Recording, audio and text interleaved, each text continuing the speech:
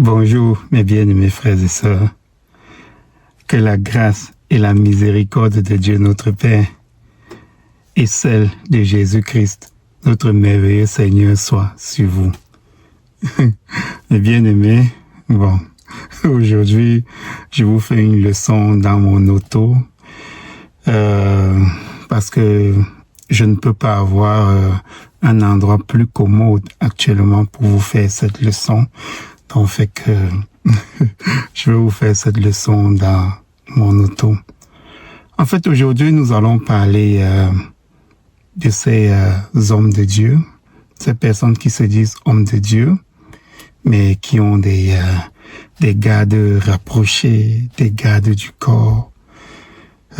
Tous ces pasteurs des méga-églises, de grandes églises qui sont comme des stars, et puis qui ont des gardiens, on ne peut même pas les approcher, tout simplement parce que ils ont peur. On ne sait pas de quoi ils ont peur, mais ils ont des gardes du corps.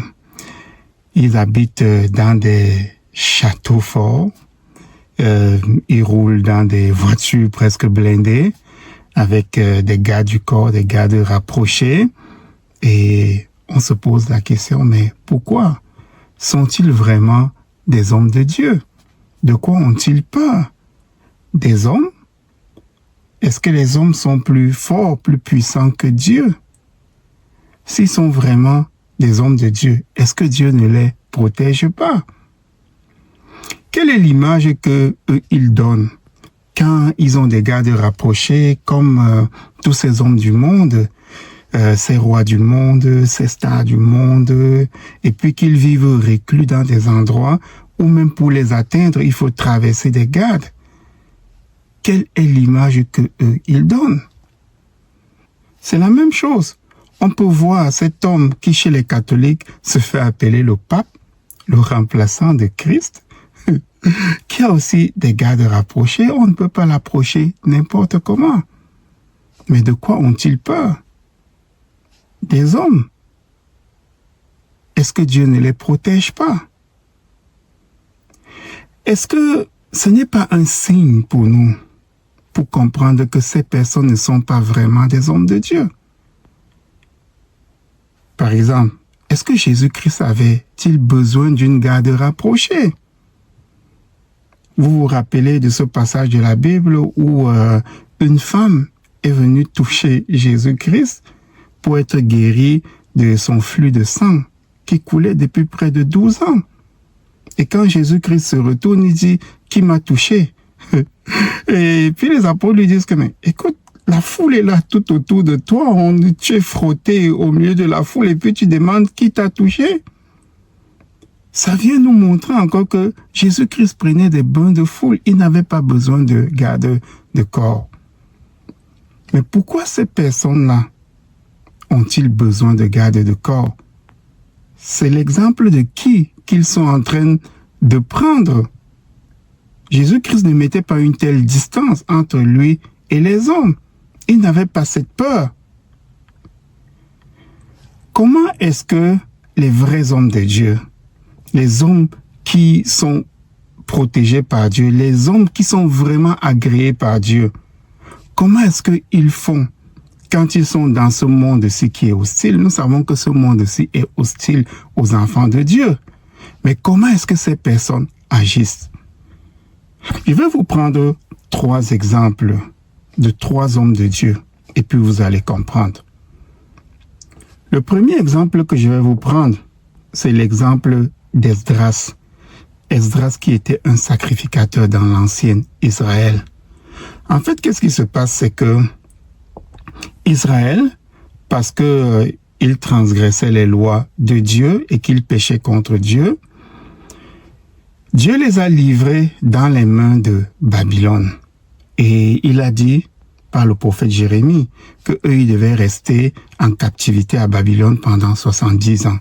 Et qu'après 70 ans, Dieu allait susciter des rois là-bas pour les ramener. Le premier roi qui a réagi, c'était Cyrus. Il a demandé à tout le peuple de Dieu, ceux qui se disaient peuple de Dieu, de retourner en en Israël, à Jérusalem. Il leur a donné des biens, de l'argent et puis tout pour qu'ils aillent rebâtir le temple de Jérusalem. Ensuite, il y a cet autre roi-ci, Artaxerxès, qui a envoyé Esdras, cette fois-ci, qui était sacrificateur, avec de l'argent, de l'or pour le temple de Jérusalem. Voilà maintenant Esdras qui doit voyager avec toute cette fortune-là. Mais qu'est-ce qui se passe? Lisons un peu dans le livre d'Esdras, au chapitre 8, les versets 21 à 23. Regardons un peu ce qui est dit. J'ai ma Bible ici. Chapitre 8, les versets 21 à 23. Et puis après, on va lire le verset 31. Il est dit ceci. C'est Esdras qui était prêt à se déplacer avec toute sa délégation pour aller à Jérusalem avec tout l'argent, tout le trésor qu'on lui a donné pour amener au temple. Qu'est-ce qu'il dit? Il dit, là, près du fleuve d'Ahava, je publiai un jeûne d'humiliation devant notre Dieu afin d'implorer de lui un heureux voyage pour nous, pour nos enfants et pour tout ce qui nous appartenait. J'aurais eu honte de demander au roi une escorte et des cavaliers pour nous protéger contre l'ennemi pendant la route, car nous avions dit au roi, la main de notre Dieu est pour leur bien, sur tous ceux qui le cherchent, mais sa force et sa colère sont sur tous ceux qui l'abandonnent. C'est à cause de cela que nous jeûnâmes et que nous invoquâmes notre Dieu et il nous exauça.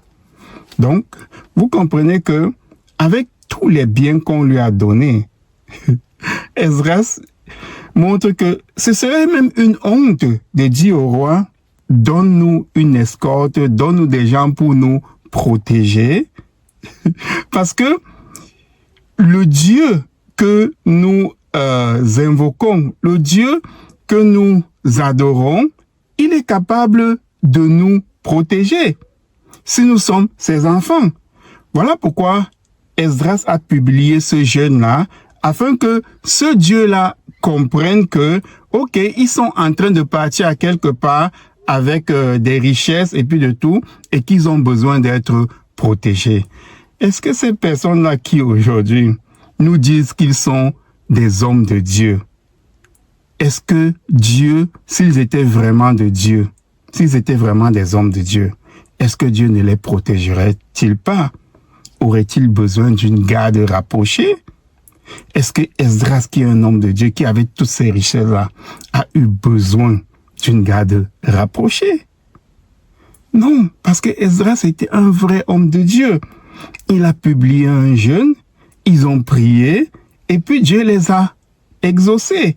Le voyage s'est déroulé sans problème. Ça, c'était le premier homme.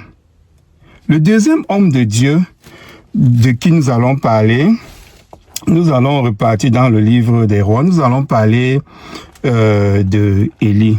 Élie qui était un très très grand prophète, qui était un grand prophète de Dieu. Et puis, un jour, il y avait un roi qui en voulait à sa vie. Mais qu'est-ce qui se passe? Ce roi-là, nous allons aller dans le second livre des rois, au chapitre 1. Donc, nous allons voir ce roi-là qui s'appelait Akazia et qui était le fils de Akab. Akab qui était l'un des rois les plus méchants d'Israël.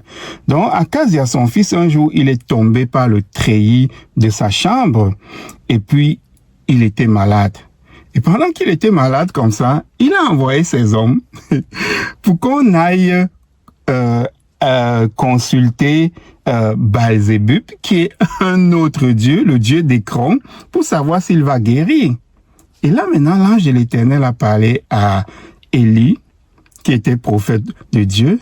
Il lui a dit, va et vois les hommes que ce roi-là a envoyés et demande-lui que, est-ce qu'il n'y a pas de Dieu ici en Israël pour que tu envoies consulter Baal-Zébub, un dieu d'Écron. Écron, c'était chez les Philistins. Est-ce qu'il n'y a pas de Dieu ici en Israël? Et Élie dit à ses hommes, allez dire à ce roi-là que, malade comme il est là, il ne va pas guérir, il va mourir. Là maintenant, ces hommes-là, ils retournent et ils disent cela au roi Akazia. Le roi leur demande que, mais comment était cet homme-là? Il lui explique un peu comment était cet homme. Et puis le roi leur dit, ça c'est Élie. Ensuite, qu'est-ce qu'il fait? Lisons un peu ce qui se passe après. Dans le deuxième livre des rois, au chapitre 1, à partir du verset 9. On va lire du verset 9 jusqu'au verset 15. On va lire ceci. Donc, ce roi-là, Akazia, on dit, il envoya vers lui, donc vers Élie, un chef de 50 avec ses 50 hommes. Donc, un chef de 50, c'était un chef d'armée qui avait 50 soldats.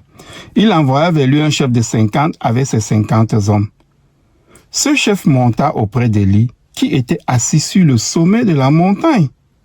Et il lui dit, donc le chef de 50 vient avec ses 50 hommes, et il dit à Élie, homme de Dieu, le roi a dit, descends. Voici ce que Élie répond. Élie répondit au chef de 50, si je suis un homme de Dieu, que le feu descende du ciel et te consume, toi et tes 50 hommes. Et le feu descendit du ciel et les consuma, lui et ses 50 hommes. Le roi comprend ça, mais il envoie de nouveau vers Élie un autre chef de 50, dont un deuxième chef de 50 avec ses 50 hommes. Donc ce chef arrive, il voit Élie et il prend la parole et il dit, homme de Dieu, ainsi a dit le roi, hâte-toi de descendre. Et Élie lui répond encore comme il a répondu au premier, si je suis un homme de Dieu, que le feu descende du ciel et te consume, toi et tes 50 hommes. Et le feu de Dieu descendit du ciel et le consuma, lui et ses 50 hommes. Akazia, de nouveau, donc ce roi, il envoie encore un troisième chef de 50 avec ses 50 hommes. Mais quand le troisième chef arrive, il s'humilie. Il arrive, le troisième chef de 50, il monte et à son arrivée, il fléchit les genoux devant Élie, devant l'homme de Dieu. Et il lui dit en suppliant, homme de Dieu, que ma vie, je te prie, et que la vie de ces 50 hommes, tes serviteurs, soit précieuse à tes yeux. Voici, le feu est descendu du ciel et a consumé les deux premiers chefs de 50 et leurs 50 hommes. Mais maintenant, que ma vie soit précieuse à tes yeux. Et là, l'ange de l'Éternel dit à Élie, descends avec lui, n'aie aucune crainte de lui. Et Élie se leva et descendit avec lui vers le roi. Donc vous voyez, la vie d'un homme de Dieu qui est menacé ici par un roi, un tout-puissant, dans le pays, qui envoie un chef avec 50 hommes pour aller attraper cet homme-là. Mais, parce que cet homme de Dieu est un véritable homme de Dieu, juste à sa parole, le feu descend du ciel pour détruire ces hommes. Et cela se passe non pas une fois, mais 2 fois. Et ensuite, quand la menace subsiste, l'ange de l'Éternel lui dit, « Ok, maintenant, vas-y, il ne va rien t'arriver. » Est-ce que c'est pas comme ça que les vrais hommes de Dieu devraient agir? Élie n'a pas eu besoin de gardes rapprochés. Il n'a pas eu besoin d'une armée pour être protégé de ce danger-là.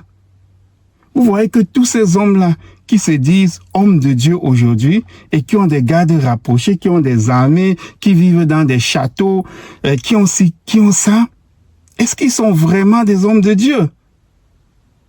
Est-ce que Dieu les protège vraiment? Nous allons prendre un troisième exemple. Et ce troisième exemple-là, c'est encore dans le deuxième livre des rois.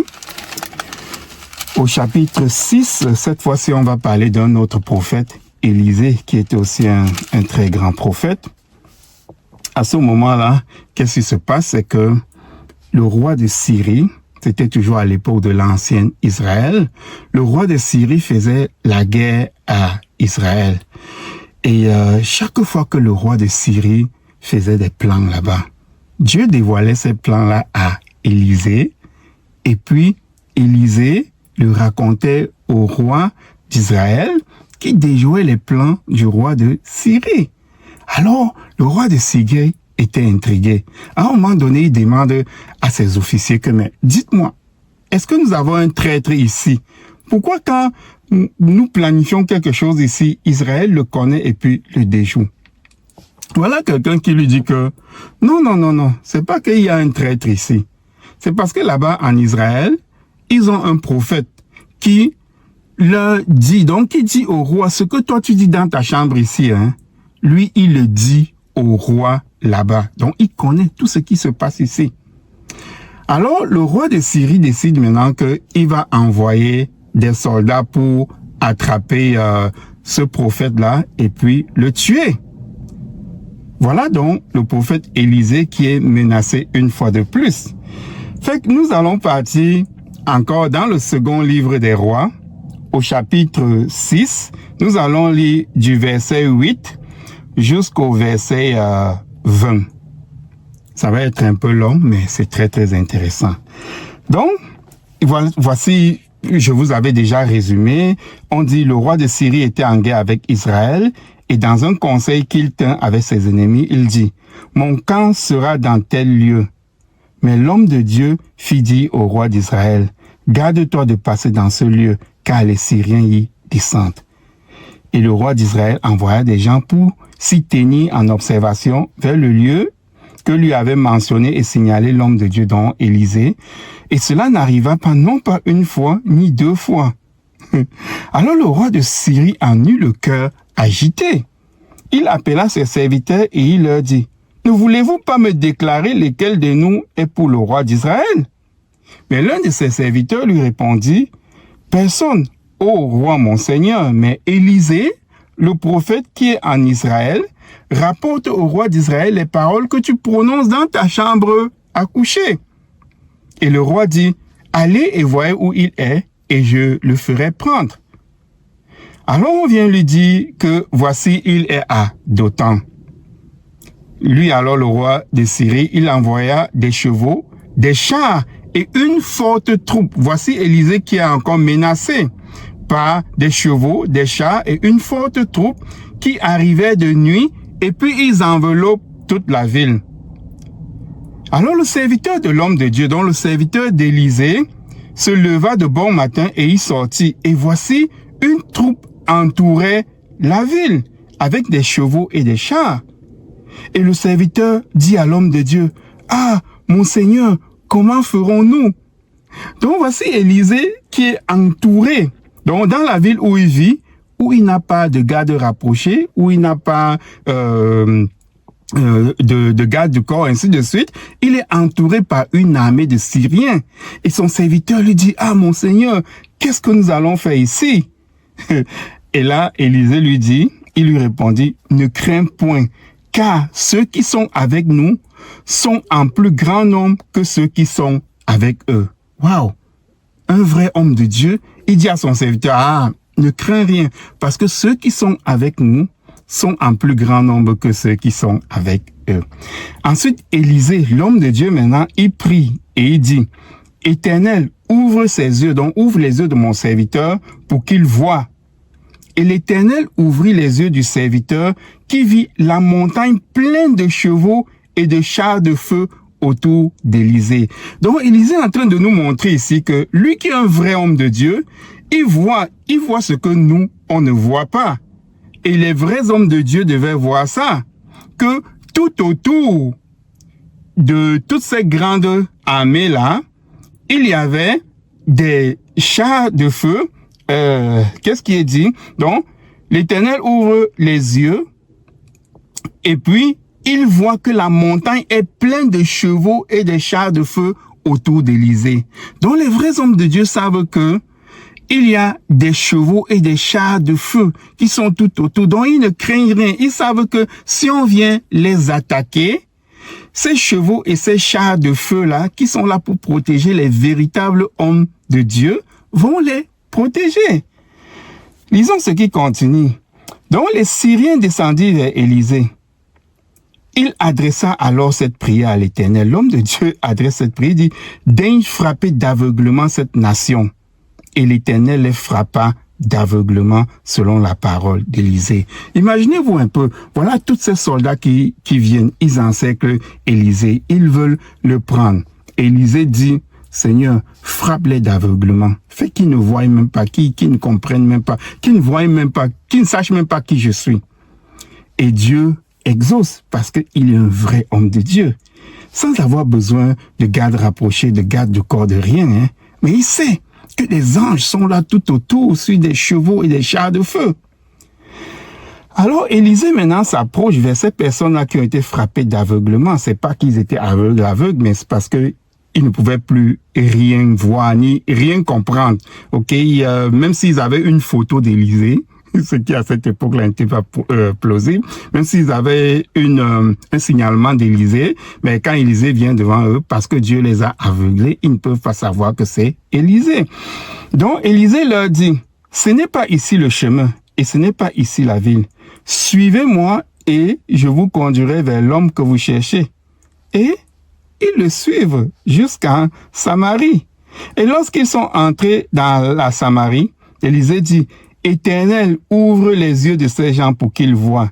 Et l'Éternel ouvre leurs yeux et il vit qu'ils étaient au milieu de la Samarie.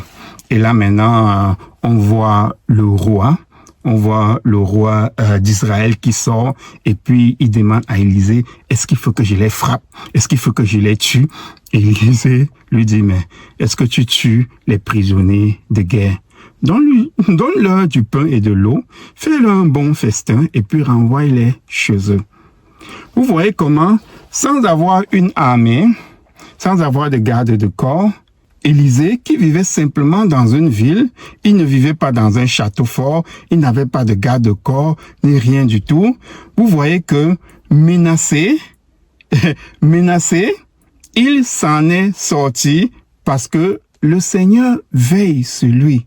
Il sait que le Seigneur veille sur lui, comme le Seigneur veille sur tous les vrais hommes de Dieu. Non, mes bien-aimés frères et sœurs, les vrais hommes de Dieu n'ont pas besoin de garde rapprochés. Les vrais hommes de Dieu n'ont pas besoin de vivre dans des châteaux forts. Les vrais hommes de Dieu sont des gens qui vivent dans le public, qui sont en contact avec les autres hommes parce qu'ils sont là pour intercéder aussi pour ces personnes-là. Les méga-pasteurs et toutes ces personnes-là qui se protègent aujourd'hui, ils ont peur. Ils ont peur parce qu'ils sont des imposteurs. Ils sont des imposteurs, ils ne sont pas des vrais hommes de Dieu. Mais parce que Dieu ne les protège pas, ils essayent de se protéger par eux-mêmes.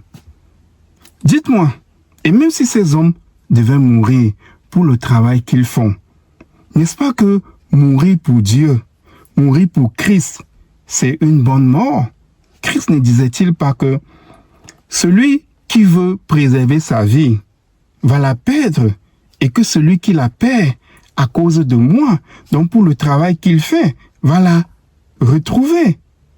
Pourquoi ces hommes ont donc peur de mourir? Parce que s'ils sont attaqués, c'est parce qu'ils sont attaqués en tant que serviteurs de Dieu.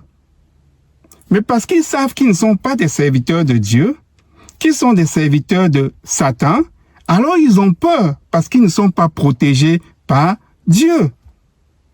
Et ils savent que s'ils perdent leur vie là-bas, ils ont complètement tout perdu. Les vrais hommes de Dieu savent qu'ils sont protégés par Dieu et qu'ils ne peuvent mourir qu'au temps prévu par Dieu pour qu'ils meurent. Ce n'est que le temps que Dieu a prévu pour un vrai homme de Dieu de partir qu'il part. Quel que soit ce qui se passe, quels que soient les armées qui vont venir contre lui, quels que soient les brigands qui vont venir contre lui, quel que soit n'importe quoi, il ne peut mourir que le jour où Dieu a décidé qu'il meurt. Voilà comment pense un vrai homme de Dieu. Est-ce que Jésus-Christ avait besoin d'une garde rapprochée? Jésus-Christ n'a jamais eu besoin d'une garde rapprochée. Mais nous savons que cet homme était l'homme le plus en danger de son époque. Il était en danger par les docteurs de la loi. Il était en danger par les pharisiens. Il était en danger par les scribes. Il était en danger par les sadducéens. Il était en danger par la population même. Et même Hérode le cherchait pour le tuer. Mais quelle était sa façon de penser? Il savait toujours que son jour, qu'est-ce qu'il disait? Il avait toujours l'habitude de dire que mon jour n'est pas encore arrivé. Parce qu'en tant qu'homme de Dieu, on le sait. Donc on ne craint rien du tout. Pas besoin de garde rapprochée, pas besoin de rien, de tous ces artifices-là. Pas besoin de château fort.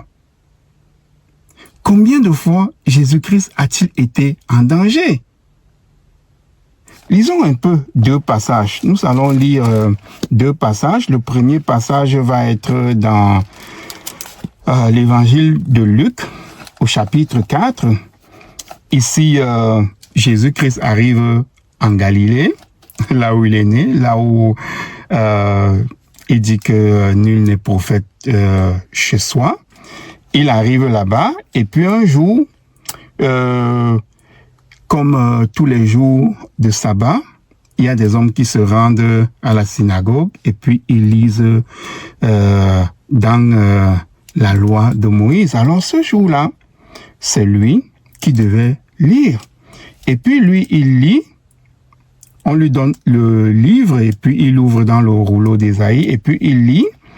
Et à la fin, il dit, aujourd'hui, cette parole de l'écriture que vous venez d'entendre est accomplie. Et tous lui rendaient témoignage. Ça, c'est dans l'évangile de Luc au chapitre 4, à partir du verset 21. Et tous lui rendaient témoignage. Ils étaient étonnés des paroles de grâce qui sortaient de sa bouche. Et ils disaient, n'est-ce pas là le fils de Joseph? Et Jésus leur dit, sans doute, vous m'appliquerez ce proverbe, médecin, guéris-toi toi-même. Et vous me direz, fais ici, dans ta patrie, tout ce que nous avons appris que tu as fait à Capernaum. Mais ajouta-t-il, je vous le dis, en vérité, aucun prophète n'est bien reçu dans sa patrie. Et je vous le dis en vérité, il y avait plusieurs veuves en Israël du temps d'Élie, lorsque le ciel fut fermé 3 ans et 6 mois, et qu'il y eut une grande famine sur toute la terre. Et cependant, Élie ne fut envoyé vers aucune d'elles, si ce n'est vers une femme veuve à Sarepta, dans le pays de Sidon.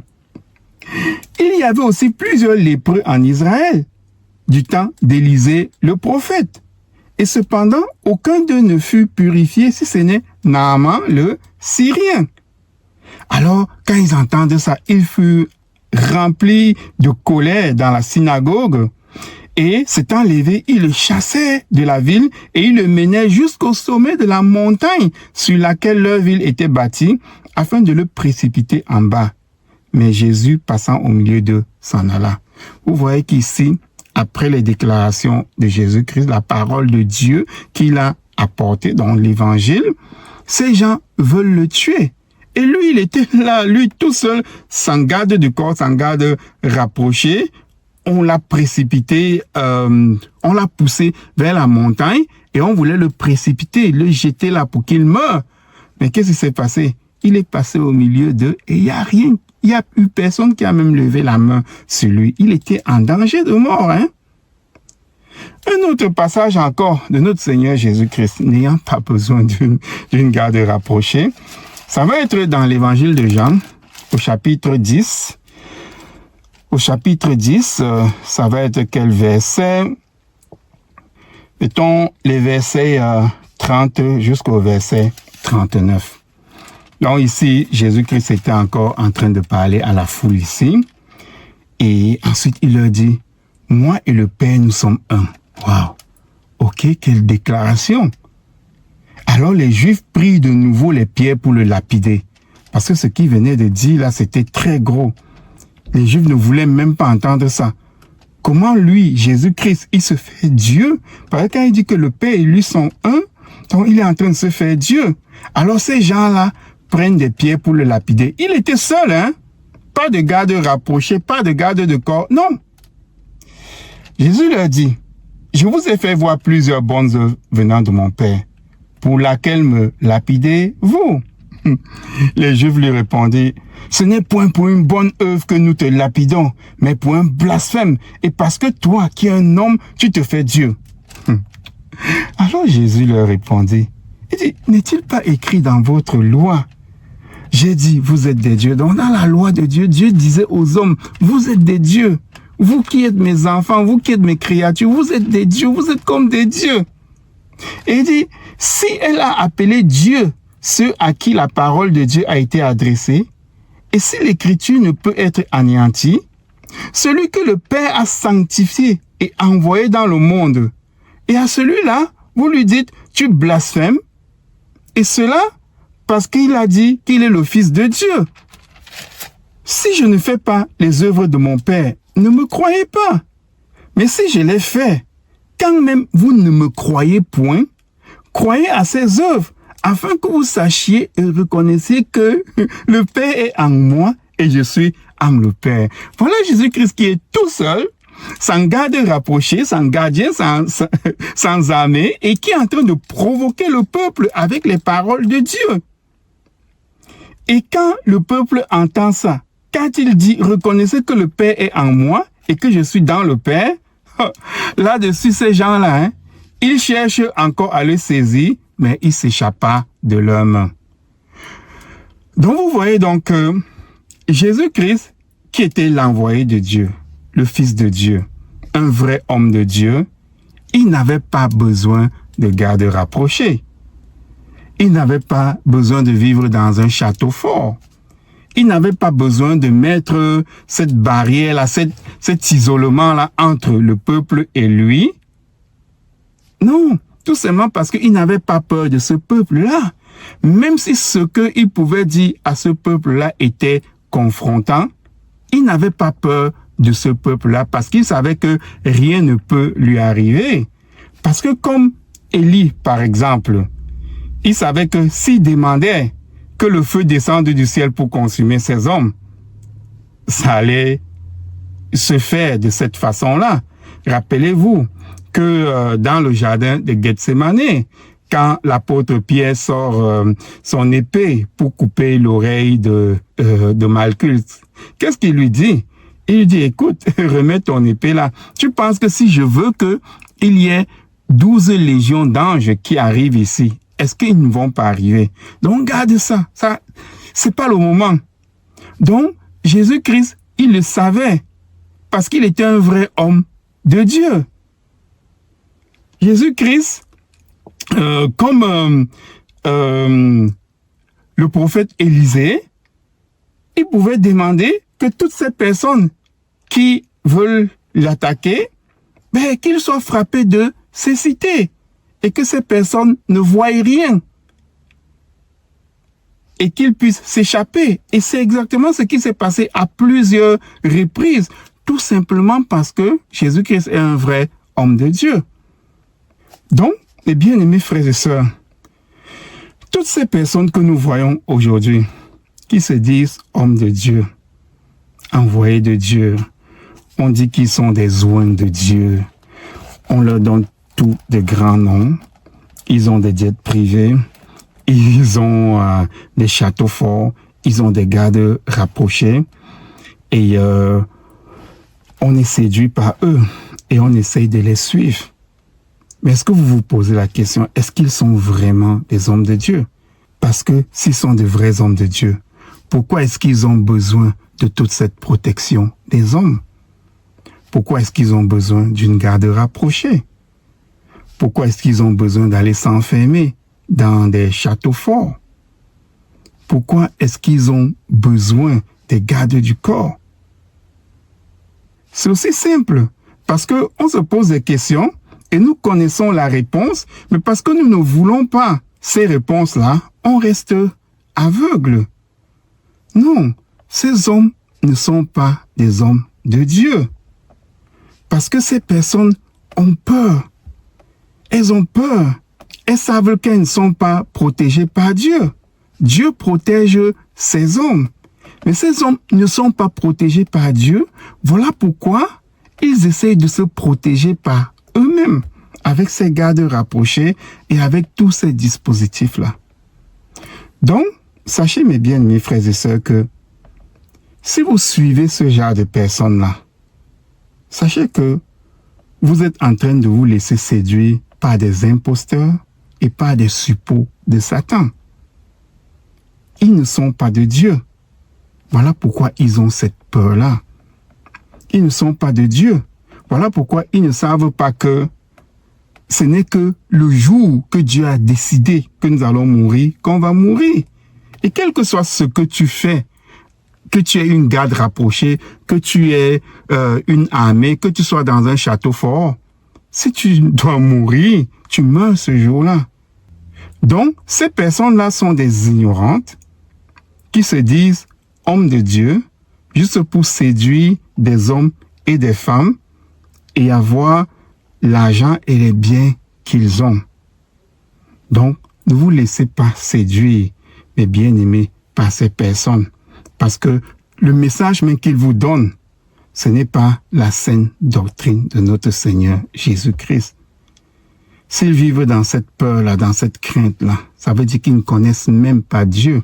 Et s'ils ne connaissent pas Dieu, qu'est-ce qu'ils vous enseignent? Faites donc attention, mes bien-aimés frères et sœurs. Voilà, que celui ou celle qui a des oreilles pour entendre, qu'ils entendent.